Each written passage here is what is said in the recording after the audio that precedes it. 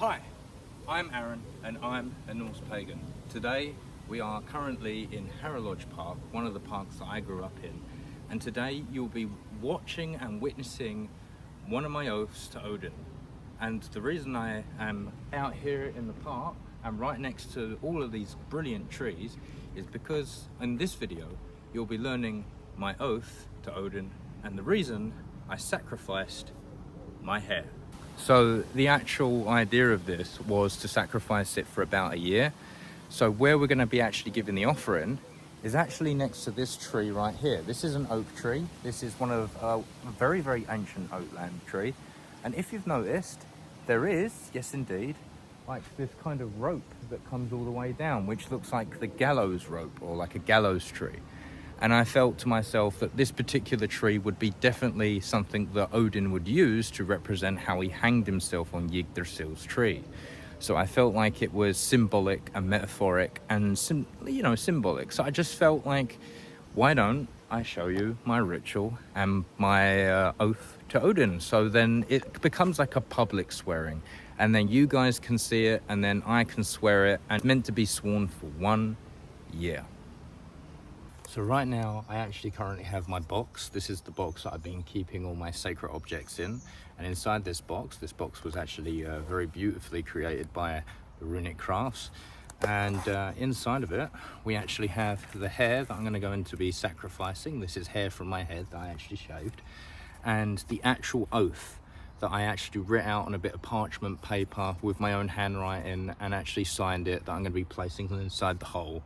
So then essentially, that this can actually be buried with it. So then over a period of time, this will decay with it, and then it will be part of the oath for 1 year. So what I'm doing right now is using this kind of very, just normal kind of spade. And I am legitly just digging a hole. And what I wanna do, I wanted to do it in between this kind of like, in between the roots of the tree. And it could be either a deep hole or a small hole, it doesn't really matter, as long as it's deep in the earth.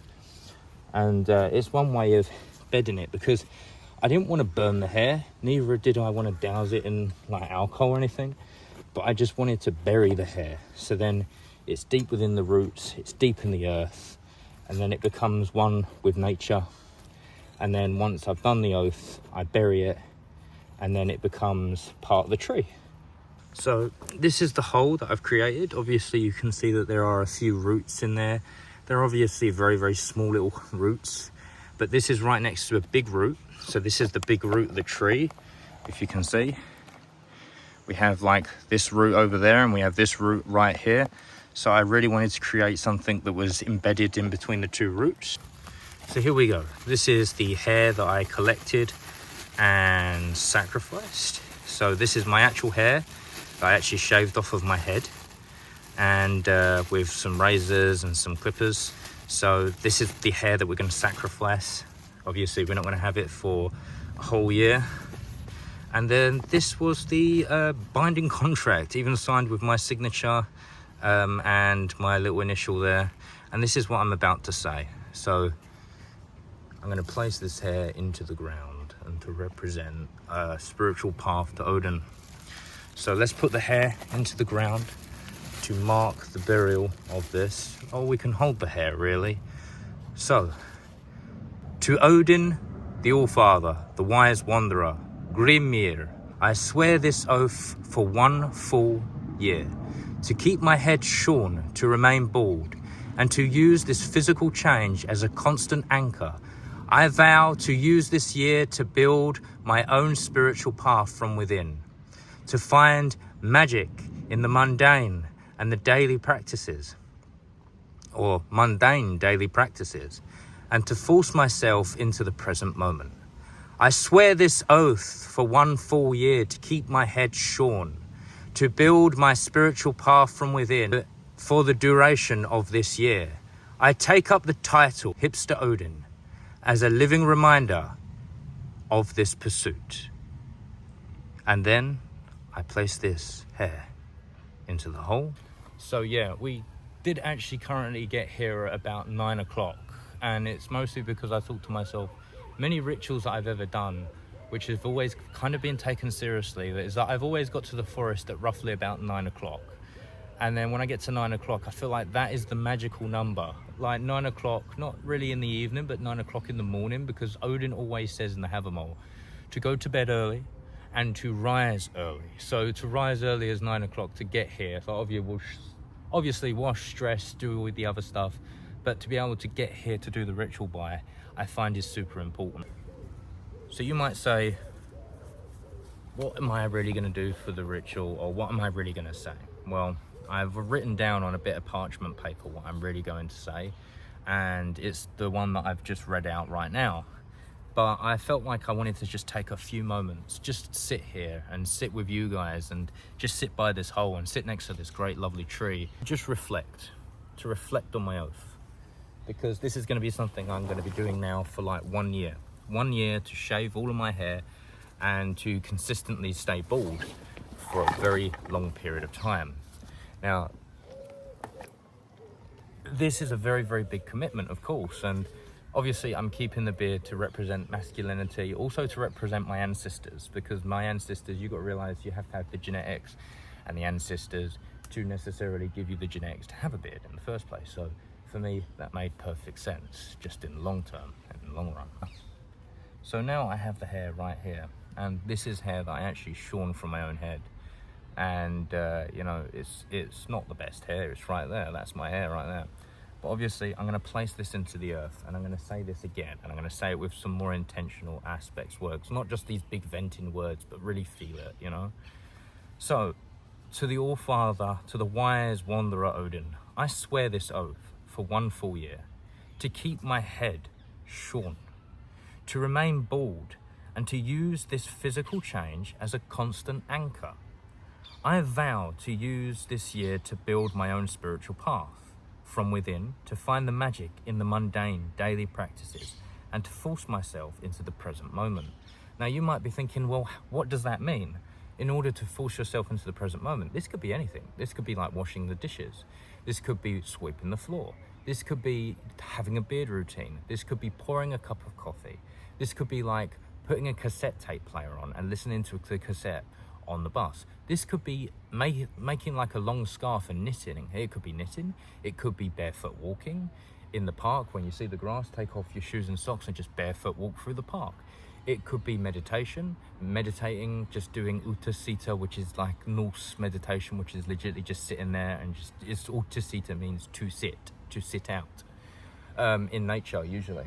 Or, you know, technically it could be anything like the 1 year challenge that I did with Jacob, which was the cold showers, the meditation.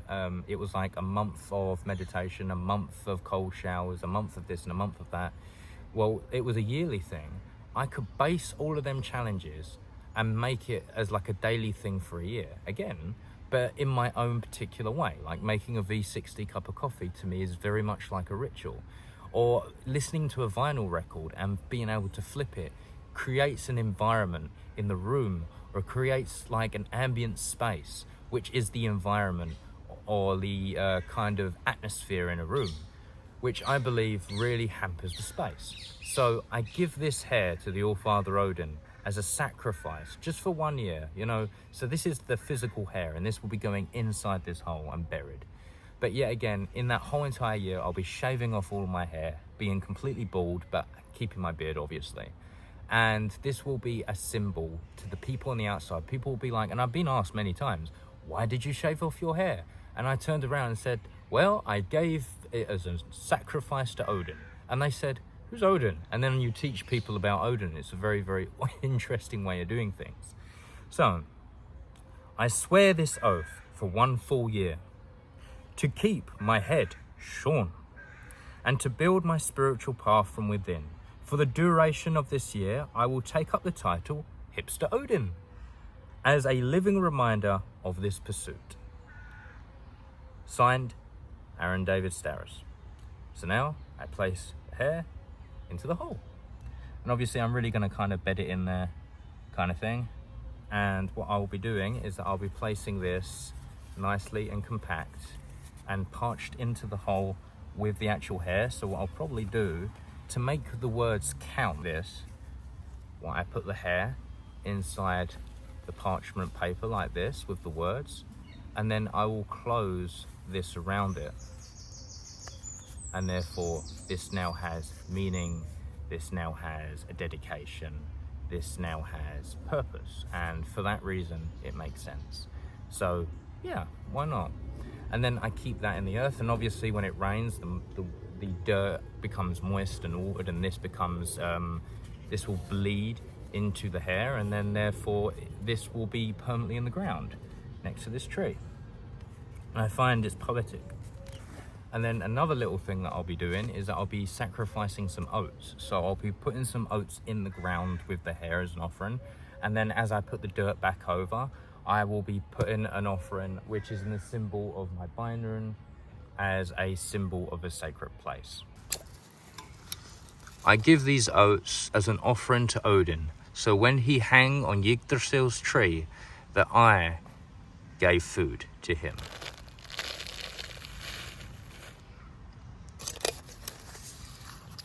I give this food as weight of my offering. And I give some offering to the Lammertier spirit of this land.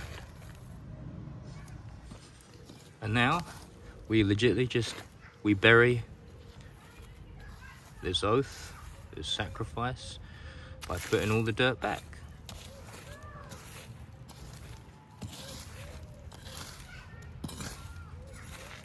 Like it was never even touched, and nobody even knows.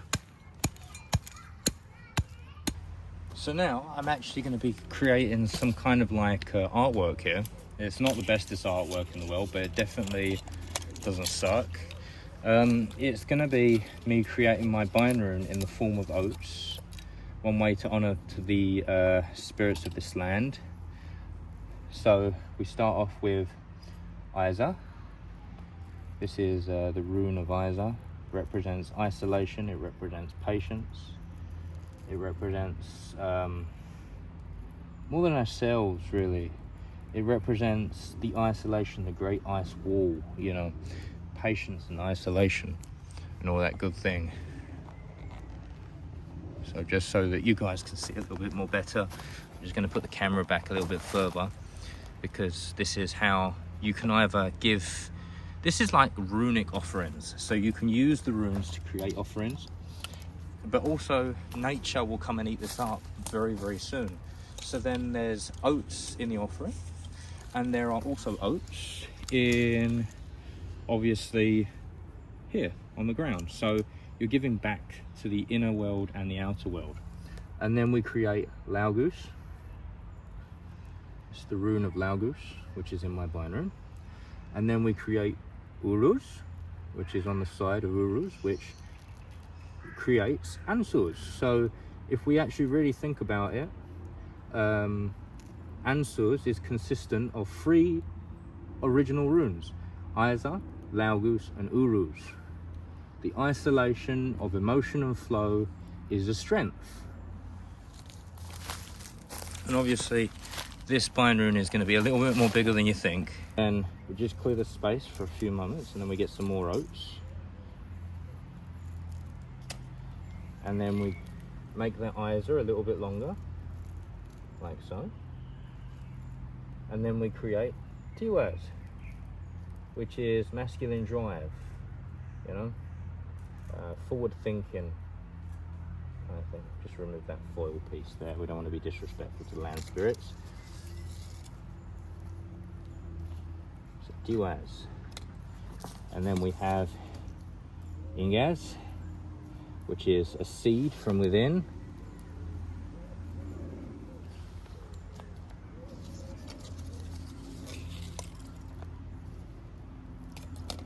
In doing so, this creates Swilau, which is victory. And with great victory, you have Travel Rhythm and Path, which is Radau. And then in the middle, you have Othala. And then from doing that, you have the 3 Norns of Algiz, which is protection of the gods.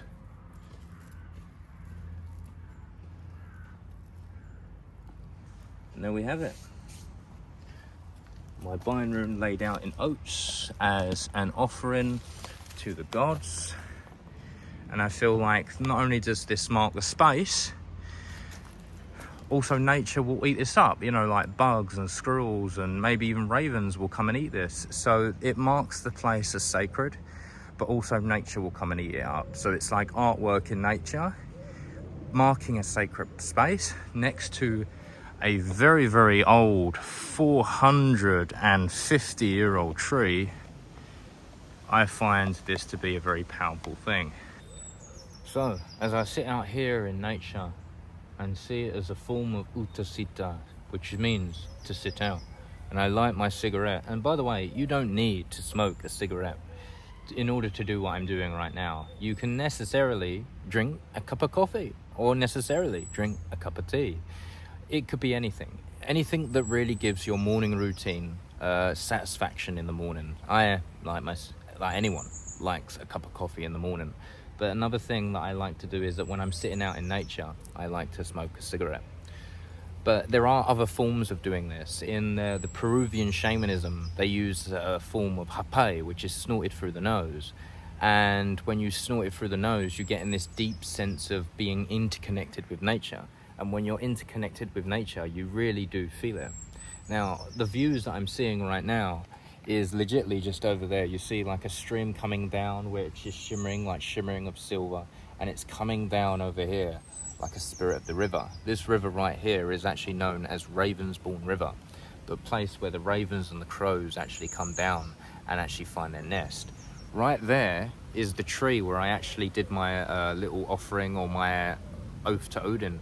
And I liked it because it did actually look like the spiraling kind of like branches of Yggdrasil. And there is actually a small rope that hangs from it that reminds me of the gallows, and it reminds me of that this is the Yggdrasil's tree that Odin hung himself on.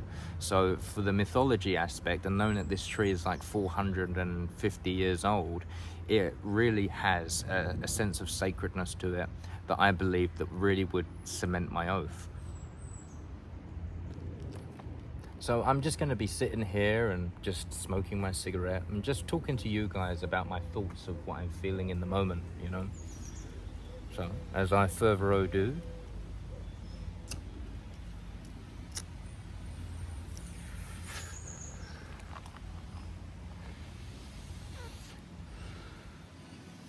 as I look at a waterfall of a stream, it looks like shimmering silver that comes down upon me. This shimmering silver is a reminder that there is a spirit in nature that can only be observed in the quietness of nature. As I see it bubbles and I see it flows, and it dwells like a labyrinth that ever flows, I see it flowing all the way down into this stream of a never-ending proud. I look upon this river and I see fishes teeming with life. They have their own routines, their about and their life. I see the flies flying around. They also have their routines, just like we all do. We are like ants with our own routines, one sign of chaos and we all go mad. And I started to realize what life is like when we understand that we are no different from the flies and the ants of the lands, that we need to understand our mind. Oh man.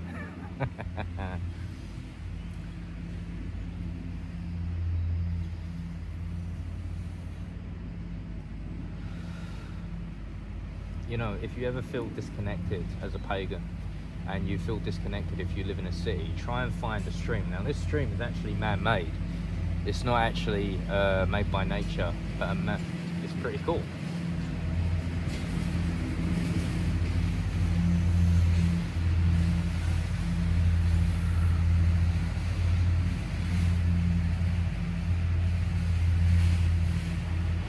I've just seen a load of fish go past there, and they're all teamed up into one little convoy, and it's kind of cool because they're all doing their own little thing.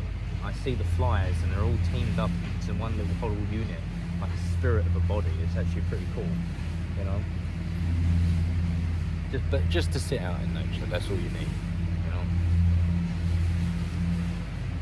And I started to realize something about the mundane is that we can set ourselves a goal, we can buy ourselves a holiday for 1 week, and we can really look forward to it, and then we find out that once that week is gone, all we have is that we're back at work.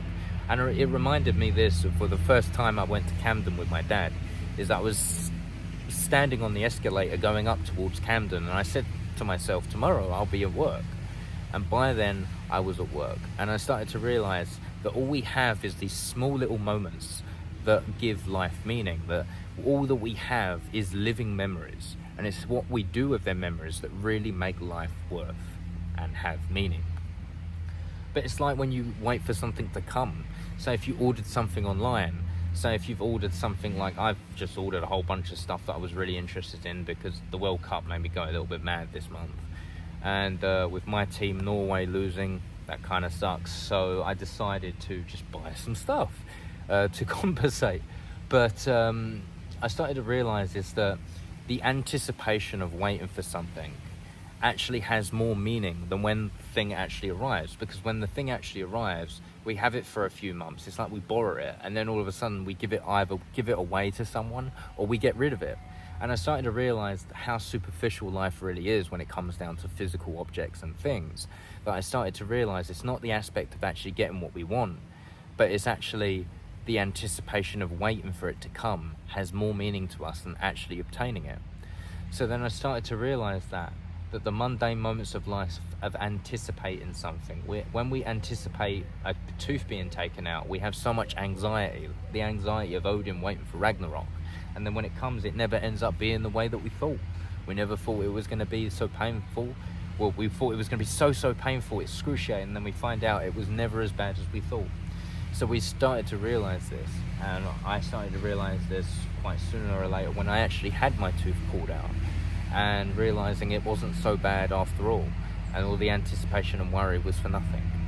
So I feel like one way that I could help Odin prevent Ragnarok is to find a spirituality which is within the mundane, and the mundane practices that give our life meaning can prevent the time of Ragnarok.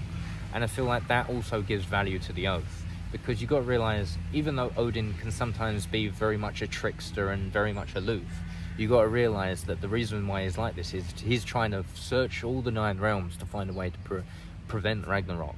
And the reason I call myself Hipster Odin is a hipster version of Odin who is trying to find the mundane daily ritual practices for a year to kind of cultivate this together. And the idea that the hipster aspect of it, like people say, oh, a hipster is just a poser, it's just someone who isn't always very authentic to what they do. But I disagree. I feel like being a hipster is someone who is genuine in what they feel, and they have a deep dissatisfaction about life. They are not interested in just buying a coffee and not really giving it spirit. They're not interested in wearing the same clothes as everyone else. They want to be uniquely different because they have their own taste of things, and they have their own way of living that has more value and more authentic ways of living. So being a hipster is more of a lifestyle and a mindset, and it takes a lot of skill. So the whole idea is that the hipster version is also the mundane practices and all the spiritual aspects, and then the Odin aspect is trying to be like Odin, to be wise, and to live by the Havamal in such a way which you can combine the mundane practices and the Havamal together and fuse it as one. That's kind of my goal for this year, is to study the Havamal as much as I can, study the runes as much as I can. So then, I don't know, maybe you might get Odin's favor, maybe you might get Odin's approval, maybe you might get cosmic wisdom, I do not know. But yet again, I will find out more, and then I'll try and document it as best as I can. So, I challenge you, the viewer, if you are watching my videos and you are enjoying these videos, please like and subscribe. This liking and subscribing is all for free and it won't cost you anything. But if you like these videos, please do all that good YouTuber stuff. And until the hall, Skull.